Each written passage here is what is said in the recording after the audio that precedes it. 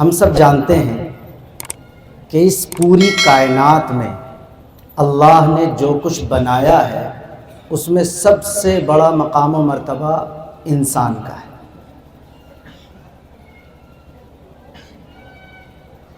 بڑی خوبصورت خوبصورت چیزیں ہیں دنیا میں، سورج بھی ہے، چاند بھی ہے، پھول بھی ہیں، جھرنے ہیں، آبشار ہیں، خوشبوئیں ہیں، کلر ہیں۔ لیکن تھوڑا سا غور کیجئے کہ اگر یہ ساری خوبصورتیاں اپنی جگہ اسی طرح ہوں اور انسان ختم ہو جائے تو اس خوبصورتی کی کوئی حیثیت نہیں۔ تو نمبر 1، اس کائنات کی سب سے اہم ترین مخلوق انسان۔ اب ہم اپنے اوپر اگر غور کریں، ہمارا اپنا وجود ہے، سر سے پیر تک ہم اپنے آپ کو دیکھ رہے ہیں، اس میں آنکھ بھی ہے، اس میں ناک بھی ہے، اس میں ہاتھ بھی ہیں، اس میں پیر بھی ہیں، سب کچھ ہے۔ ایک بار پھر ٹوک رہا ہوں کہ غور سے سنیے گا بات۔ اس پورے وجود میں اگر ہم غور کرتے ہیں تو سب سے زیادہ طاقتور، سب سے زیادہ مؤثر اگر کوئی چیز ہمارے اندر ہے جو سارے جسم پر حکمرانی کرتی ہے، اس کا نام ہے دل۔ اور یہ موٹی سی باتیں ہیں جو میں آپ سے کر رہا ہوں۔ ساری کائنات میں سب سے اہم ترین چیز انسان، اور انسان کے اپنے وجود میں سب سے اہم ترین عضو یا درجہ جس کا ہے وہ دل ہے۔ مشہور ایک حدیث ہے جو آپ نے پڑھی بھی ہوگی اور بارہا سنی ہوگی۔ اللہ کے نبی صلی اللہ علیہ وسلم نے ارشاد فرمایا، ہمیں متوجہ کرتے ہوئے کہ دیکھو یاد رکھنا، جسم کے اندر ایک گوشت کا لوتھڑا ہے، اگر وہ ٹھیک کام کر رہا ہوتا ہے تو پورا جسم اور جسم کے سارے اعضاء ٹھیک کام کر رہے ہوتے ہیں۔ آنکھ صحیح دیکھ رہی ہوتی ہے، کان صحیح سن رہا ہوتا ہے، زبان صحیح بول رہی ہوتی ہے، ہاتھ صحیح پکڑ رہا ہوتا ہے۔ تو اللہ کے نبی نے متوجہ کرتے ہوئے فرمایا کہ جسم کے اندر ایک خاص چیز ایسی ہے کہ جب اس کا ٹریک ٹھیک ہوتا ہے، جب اس کا راستہ ٹھیک ہوتا ہے، جب اس کی رہنمائی اور گائیڈنس ٹھیک ہوتی ہے تو پورا جسم ٹھیک کام کر رہا ہوتا ہے۔ اور اگر وہ والا عضو غلط ٹریک پر چلا جائے، غلط راستے پر پڑ جائے تو پھر سارا جسم اور جسم کے سارے اعضاء غلط راستے پر چلے جاتے ہیں، اس کا نام دل ہے۔ مجھے 5 منٹ ہوئے ہیں ابھی، اب مجھے اندازہ ہے کہ انشاءاللہ آپ غور سے ہی سنیں گے اور توجہ سے ہی سنیں گے۔ 2 باتیں میں کر چکا۔ نمبر 1، اس کائنات کی سب سے اہم ترین چیز انسان۔ نمبر 2، انسان میں جو بنیادی حیثیت حاصل ہے وہ دل کو حاصل۔ اب تیسری سنیے، یہ جو دل ہے نا، اس میں بہت خیالات آتے جاتے رہتے ہیں، بڑے جذبات کا آنا جانا لگا رہتا ہے، بڑے احساسات آتے ہیں اس کے اندر، بڑی کیفیتیں اس کے اندر آتی ہیں۔ لیکن 2 کیفیتیں ایسی ہیں ہمارے دل میں آنے والی کہ ان دونوں کیفیتوں کا ہماری زندگی میں بڑا دخل ہوتا ہے۔ وہی مجھے بات کرنی ہے آپ سے۔ اس دل کے اندر آنے والی ہزاروں کیفیتوں میں سے 2 کیفیتیں ایسی ہیں کہ جن کا ہماری زندگی کے بننے میں اور بگڑنے میں، اچھا ہونے میں اور برا ہونے میں، خوبصورت ہونے میں اور بدصورت ہونے میں، یعنی ہر قسم کی اچھائی اور برائی میں ہمارے دل میں آنے والی ان 2 کیفیتوں کا بہت بڑا دخل ہوتا ہے۔ نمبر 1 کیفیت کا نام ہے ڈر، اور نمبر 2 کیفیت کا نام ہے محبت۔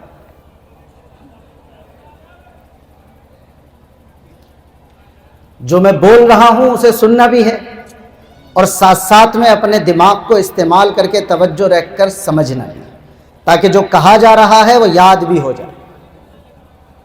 یہ جو دل میں کیفیتیں آتی ہیں ان میں سے 2 بہت اہم ہیں۔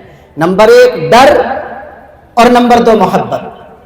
کس طرح اہم ہیں ہم سب جانتے ہیں، خود غور کیجئے کہ جب ہمارے دل میں کسی کا ڈر آ جاتا ہے تو جس کا ڈر ہمارے دل میں آیا ہے اس کی بات ماننا آسان ہو جاتا ہے۔ ساری دنیا کے کاروبار کو آپ چیک کر لیجئے، مدرسے میں پڑھاتے ہیں ہمارے دل میں ڈر آ گیا اپنے محتمم صاحب کا، تو ٹائم پر آنا جانا اور کام ٹھیک کرنا ہمارے لیے آسان ہو جائے گا۔ آپ کسی اسپتال میں ڈاکٹر ہیں، آپ کہیں بینک میں ملازم ہیں، کوئی خاتون نرس ہے، کسی جگہ بھی اس کا اٹھنا بیٹھنا ہے تو وہ جانتا ہے اپنے مینیجر کو، اس کے دل میں خوف ہے اس کا۔ کبھی آپ کسی کے جسم کی طاقت سے خوف کھاتے ہیں تو اس کا کہا ہوا کام کر دیتے ہیں، کبھی آپ کسی کے قلم کی طاقت سے خوف کھاتے ہیں تو اس کا کہا ہوا کام ٹائم پر پورا کر دیتے ہیں۔ آج کل تو سی سی ٹی وی کیمرہ ہے، فیکٹری کا مالک ہو، اسپتال کا مالک ہو، کالج یونیورسٹی چلانے والا ہو، وہ اپنے گھر بیٹھا ہوا اپنے موبائل پر سی سی ٹی وی کیمرے سے چیک کرتا رہتا ہے کہ کون اس کا ملازم ٹائم پر آیا ہے، کون اس کا ملازم ٹائم پر نہیں آیا۔ تو یہ جو پوری دنیا میں روزگار کا کاروبار ہے سارا کا سارا، اسے اگر آپ بہت چھوٹا کر کے سمجھیں تو سارا ڈر پر ٹکا ہوا ہے۔ نمبر 1 بھول مت جانا میں کیا کہہ رہا ہوں، جب ڈر کسی کا ہمارے دل میں آ جاتا ہے تو جس کا ڈر ہمارے دل میں آ گیا اس کی بات ماننا کیا ہو جاتا ہے؟ آسان ہو جاتا ہے۔ اور دوسری کیفیت تو ڈر والی کیفیت سے بھی 2 قدم آگے کی ہے، اس کا نام ہے محبت، محبت، محبت۔ ساری دنیا کی تجرباتی زندگی کے عشق و محبت کے کارنامے اور داستانیں آپ غور کر لیجئے، نوجوانوں کے طرز زندگی سے دیکھ لیجئے، ان کی جو سوچ ہے اس کے اعتبار سے دیکھ لیجئے کہ جب کسی کی محبت ہمارے دل میں آ جاتی ہے، پھر ٹوک رہا ہوں میں، ایک ایک لفظ سوچ سمجھ کر بول رہا ہوں، جب کسی کی محبت ہمارے دل میں آ جاتی ہے تو جس کی محبت ہمارے دل میں آ گئی اس کی بات ماننا صرف آسان ہی نہیں ہوتا، اس کی بات ماننے میں تو مزہ بھی آنا لگتا ہے۔ وہ پہاڑ کھودنے کا کام بھی کہہ دے خوشی خوشی کر ڈالتا ہے، اپنی جان کو مصیبت میں خطرے میں ڈالتا ہے، لیکن اس کے دل میں فیلنگ ہوتی ہے، اس کے دل میں احساس ہوتا ہے کہ یہ کام کرنے کے لیے مجھے کہا کس نے ہے، اور وہ یہ سمجھتا ہے کہ اگر میں اس کا کہا ہوا یہ کام کر دوں گا تو وہ میری طرف سے کتنا خوش ہوگا۔ پھر غور کیجئے، جب ڈر کسی کا ہمارے دل میں آ جاتا ہے تو جس کا ڈر آیا ہے اس کی بات ماننا آسان ہو جاتا ہے، اور جب محبت کسی کی ہمارے دل میں آ جاتی ہے تو جس کی محبت آئی ہے اس کی بات ماننا آسان ہی نہیں ہوتا، اس کی بات ماننے میں تو بولو مزہ بھی آنے لگا۔ یہ نہیں دیکھتا آدمی کہ وہ بات کیسی ہے، چھوٹی ہے بڑی ہے، مینار پہ چڑھ نہیں سکتا آدمی، ٹنکی پہ چڑھ نہیں سکتا، اور محبت میں یوں کہتا ہے کہ تمہارے لیے تو آسمان کے بھی تارے توڑ کے لے آؤں گا۔ کیوں؟ وہ جذبہ محبت ہے جس میں اندر سے اسے یہ احساس آتا ہے کہ اس کے کہے ہوئے کو پورا کرنے کے لیے تو میں جان سے گزر سکتا ہوں، اور اس مشقت کا کام کرنے کے باوجود بھی وہ تھکے گا نہیں، اس کا جسم تھکے گا لیکن اس کا دماغ فریش ہو جائے۔ پھر واپس لوٹیے، میں نے کیا کہا؟ نمبر 1 انسان بہت مین ہے اس کائنات میں، نمبر 2 دل سب سے زیادہ اہمیت رکھتا ہے انسان میں، اور نمبر 3 ڈر اور محبت، یہ دونوں کیفیتیں ایسی ہیں جو ہماری زندگی میں کردار ادا کرنے میں بہت اہمیت رکھتی ہیں۔ نمبر 1 ڈر اور نمبر 2 محبت۔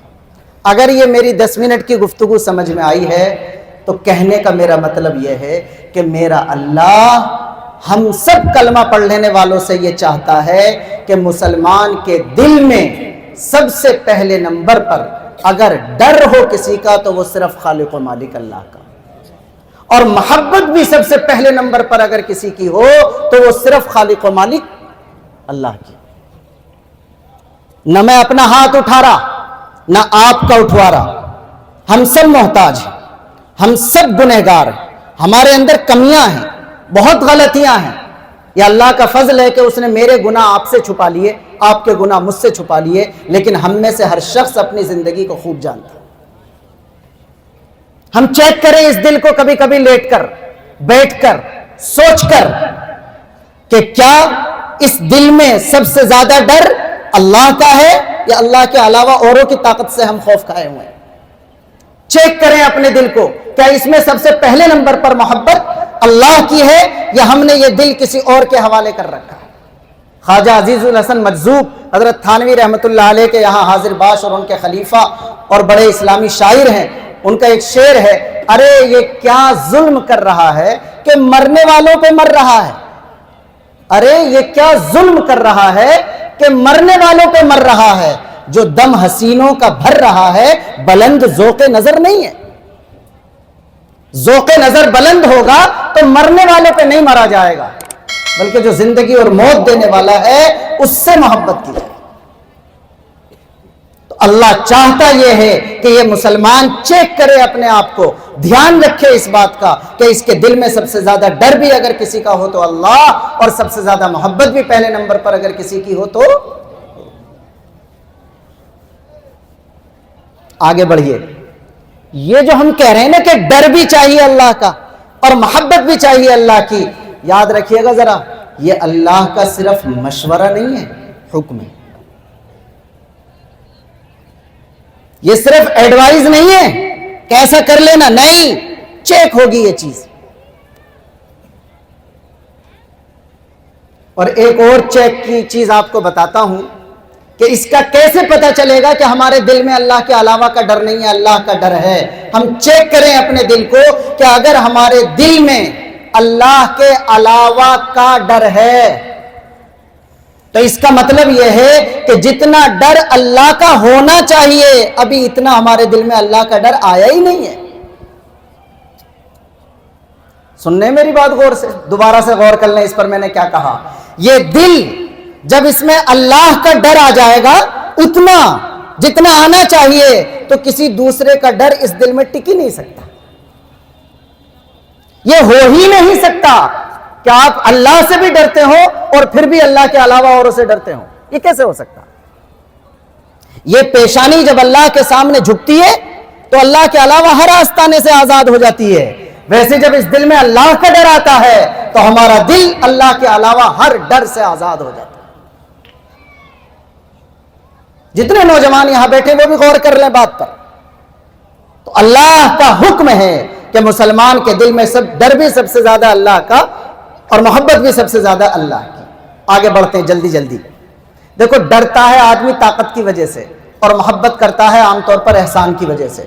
میں چیزوں کو شارٹ کر رہا ہوں، بہت سی چیزیں چھوڑ رہا ہوں، تھوڑا تھوڑا بتا رہا ہوں۔ ڈرتا ہے آدمی طاقت کی وجہ سے اور محبت کرتا ہے اگرچہ خوبصورتی کی وجہ سے بھی، لیکن خوبصورتی کے دن کی یوں ہی ڈھل کے ختم ہو جاتی ہے۔ اصل جو جذبہ پیدا ہوتا ہے جب آپ کے کوئی کام آ جاتا ہے، کوئی آپ پر احسان کر دیتا ہے تو آپ کے اندر اس کی محبت کے جذبات پیدا ہو جاتے ہیں۔ ان دونوں چیزوں کو چیک کریں۔ اگر طاقت کی وجہ سے ڈرا جا سکتا ہے تو سب سے بڑی طاقت کس کے پاس ہے؟ وہ بے وزیر بادشاہ ہے، وہ بے مشیر بادشاہ ہے، وہ بڑے بڑے فیصلے کرتا ہے۔ اسے کسی سے بل پاس کروانے کی، کوئی سنشودھن بل لا کر دونوں ایوانوں کی ایک ساتھ میٹنگ کر کے باقاعدہ اس پر بحث کرانے کی ضرورت نہیں ہوتی۔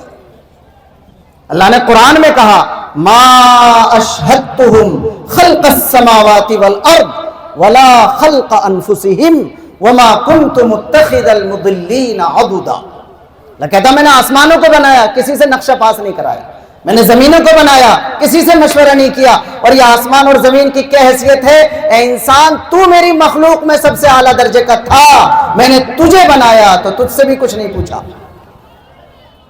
کتنا قد دیا اللہ نے، لینا پڑا۔ کون سا کلر دیا گیا، لینا پڑا۔ کس خاندان میں پیدا ہونا پڑا، جو اس نے چاہا۔ جو برادری اس نے چاہی اس میں پیدا ہونا پڑا۔ جو ٹائم اس نے چاہا اس میں پیدا ہونا پڑا۔ جو شہر، گاؤں، دیہات، ملک اس نے چاہا پیدا ہونا پڑا۔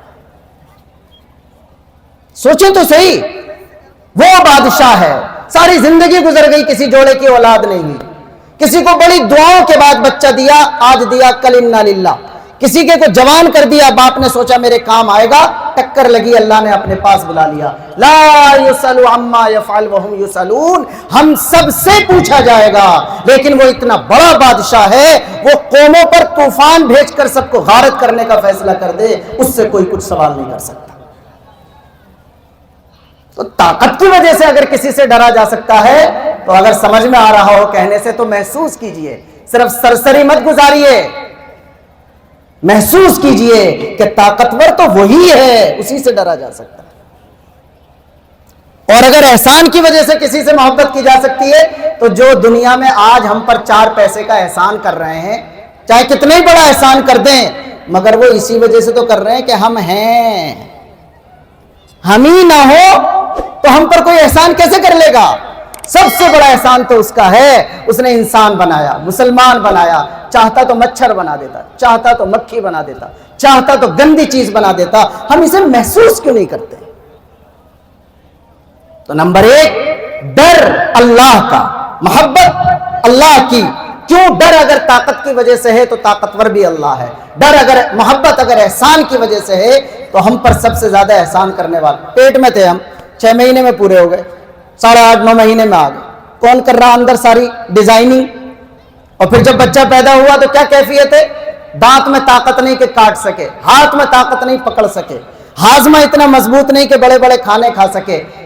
یہ نیچر، یہ مزاج، یہ دنیا کے تجربے ہمیں سکھاتے ہیں. اللہ گویا کہ یوں کہہ رہا بندے سے، میں نے تیرے پیدا ہونے کے بعد تیری غذا کا انتظام تیری ماں کے سینے میں کر دیا.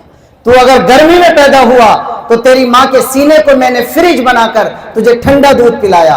اگر تو سردی میں پیدا ہوا تو تیری ماں کے سینے کو ہیٹر بنا کر تجھے گرم دودھ پلایا. کیا میرے علاوہ کوئی اور خدا ہے جو تیرے ساتھ یہ احسان کر رہا؟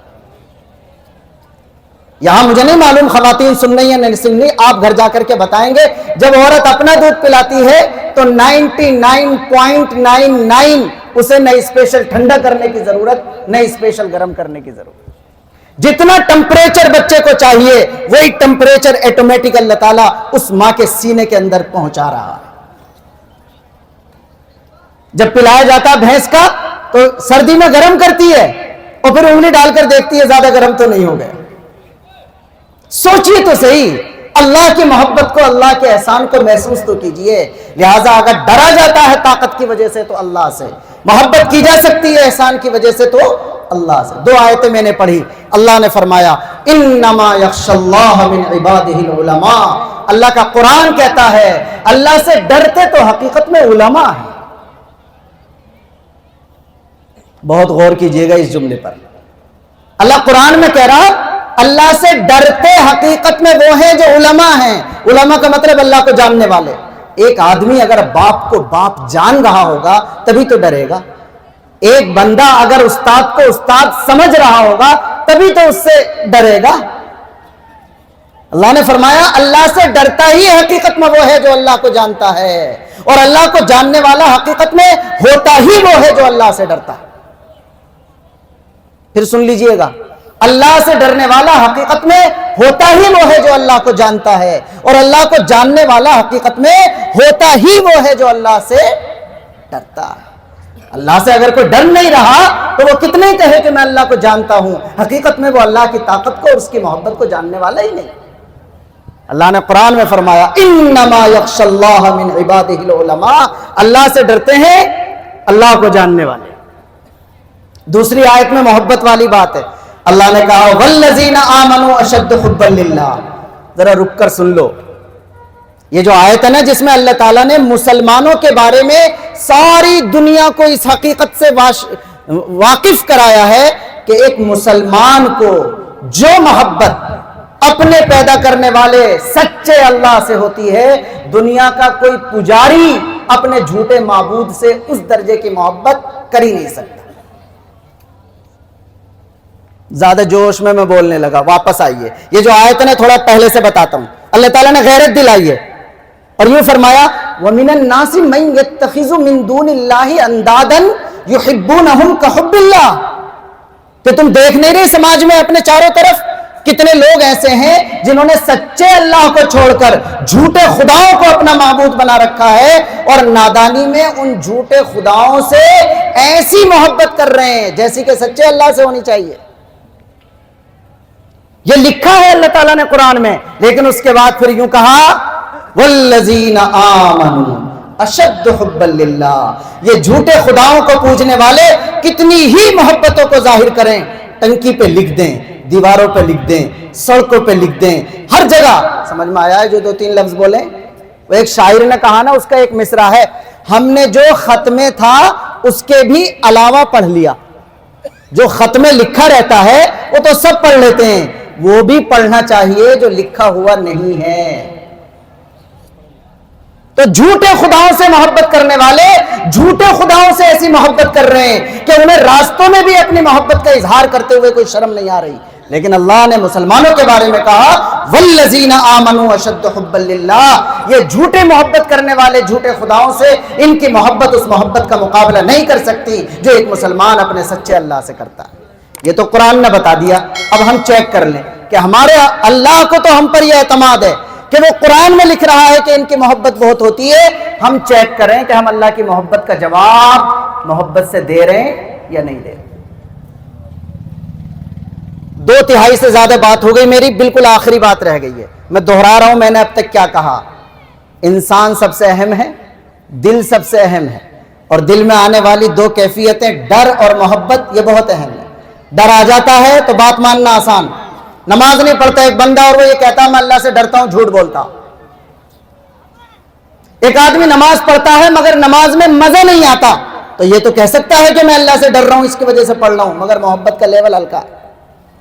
اگر ڈر بھی ہوگا تو پڑھے گا، اور محبت بھی ہوگی تو پڑھنے میں مزہ بھی آئے گا۔ تو جب ڈر آ جائے گا تو بات ماننا آسان، اور محبت آ جائے گی تو اسی بات میں مزہ بھی آنے لگے گا۔ آخری بات یہ ہے کہ جب اللہ نے ہمیں یہ ذمہ داری دے دی کہ ابھی اللہ ہی سے ڈرنا ہے اور اللہ ہی سے محبت رکھنی ہے، تو اس کا کچھ نسخہ بھی تو ہوگا، بڑے نسخے۔ میں ایک حدیث کی طرف اشارہ کر رہا ہوں، ہم سب جانتے ہیں، سب مسلمان جانتے ہیں کہ اسلام کی بنیاد 5 چیزوں پر ہے۔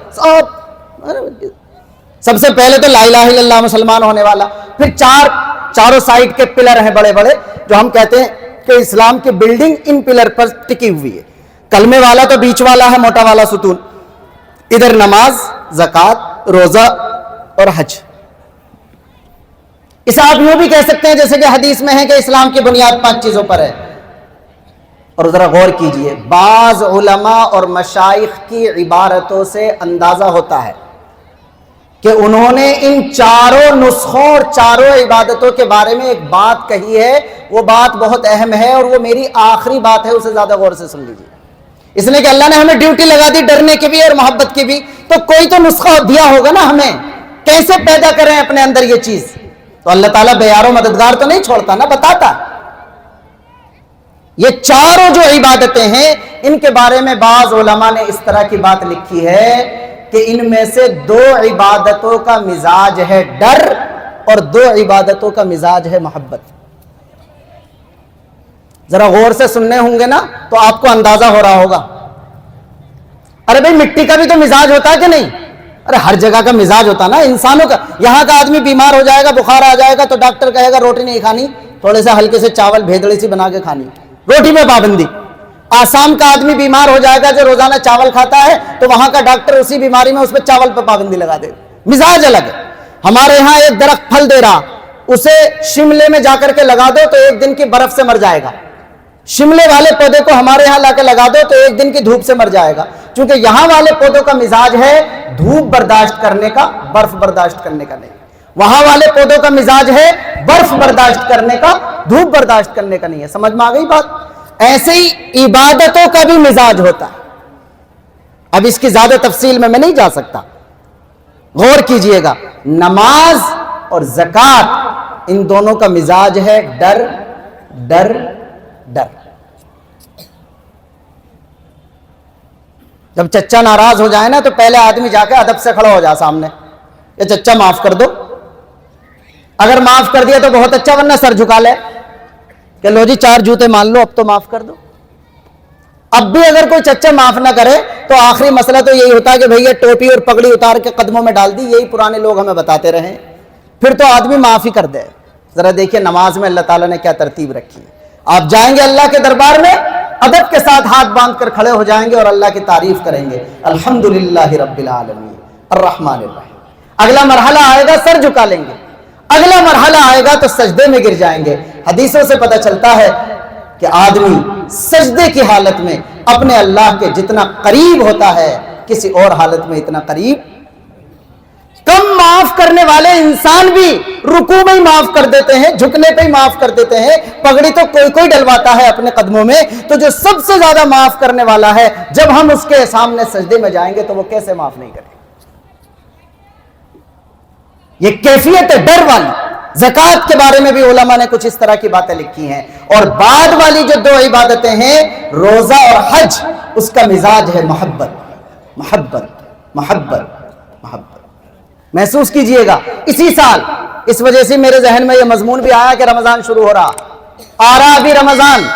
چیک کر لیجئے, آدمی جب ٹی بی کا علاج کراتا 6 مہینے کورس چلے گا, پتہ چلا پہلے وزن کر لو اتنا وزن ہے, 6 مہینے کے بعد پھر تول لو کتنا وزن ہے کہ بڑھ گیا, علاج ٹھیک چل رہا ہے.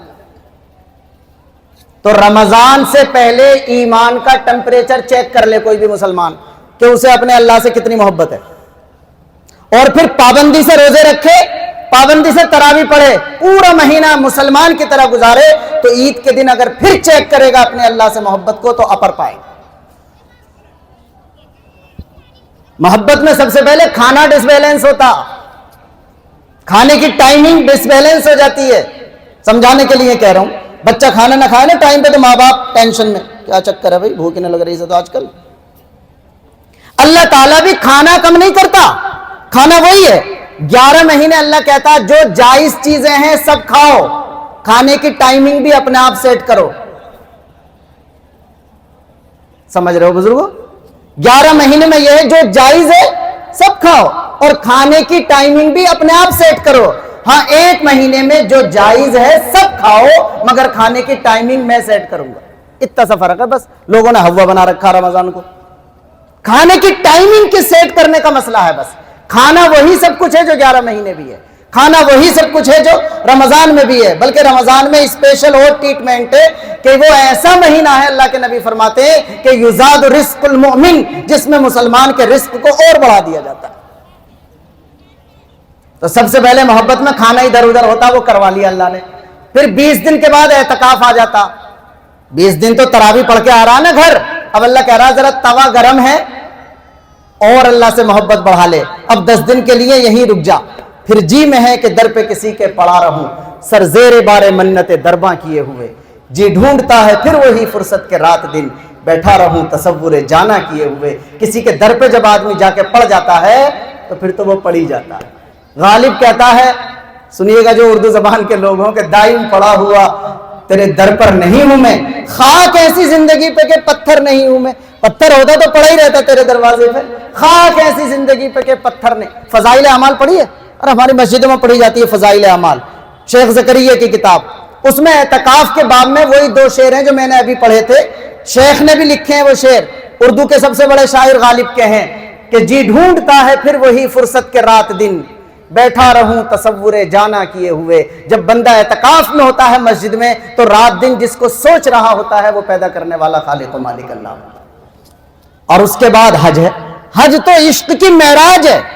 حج میں جو لوگ گئے وہ جانتے ہیں وہاں تسبیحیں زیادہ نہیں پڑھی جاتی, وہاں نفل زیادہ نہیں پڑھے جاتے, وہاں تو محبوب کے گھر کو محبت سے دیکھا جاتا ہے اور اسی کے چکر لگائے جاتے ہیں. یوں ہی چکر لگائے جا رہے ہیں, یوں ہی چکر لگائے جا رہے ہیں, یوں ہی چکر لگائے جا رہے ہیں. تو علماء نے لکھا ہے کہ 2 عبادتوں کا مزاج ہے ڈر والا, اور 2 عبادتوں کا مزاج ہے محبت والا. مجھے امید ہے کہ جو کچھ میں نے کہنے کی کوشش کی میں وہ آپ تک پہنچا چکا ہوں گا. یہ رمضان آ رہا, خاص طور سے میں نے اس وجہ سے کہ رمضان کے ذکر سے میں اپنی بات کو ختم کروں گا. جب کسی مہمان کا ہم استقبال کرتے ہیں, پہلے سے تیار ہوتے ہیں, تو اگر 10 مہمان بھی آ جائیں تو گھر میں افراتفری نہیں ہوتی, اور اگر پہلے سے تیاری نہیں ہوتی تو ایک بھی آ جائے تو برتن ٹوٹ جاتے ہیں. اللہ کے نبی صلی اللہ علیہ وسلم نے رمضان جو مہمان آتا ہے اللہ کا, اس کو ویلکم کہنے کا طریقہ بتایا, ایک دعا کے ذریعے اور ایک عمل کے ذریعے.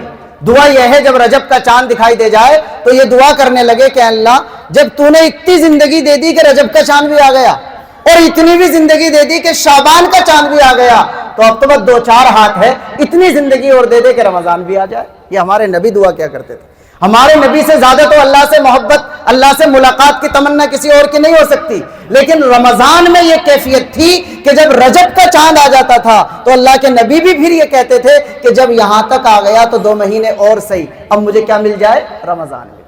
اور عملی طور پر رمضان کی تیاری کا مطلب یہ ہے کہ یہ جو مہینہ چل رہا شعبان کا، اس میں ذرا زیادہ نفلی روزے رکھ لیں، اس لیے کہ جب بغیر روزہ رکھ کے پہلا دن آتا ہے تو جو پکے روزے دار ہیں وہی پہلے دن روزہ رکھتے ہیں، اور جو کچے روزے دار ہیں پہلے 2-3 دن ماحول دیکھتے ہیں، تیسرے چوتھے پانچویں دن شروع کرتے ہیں۔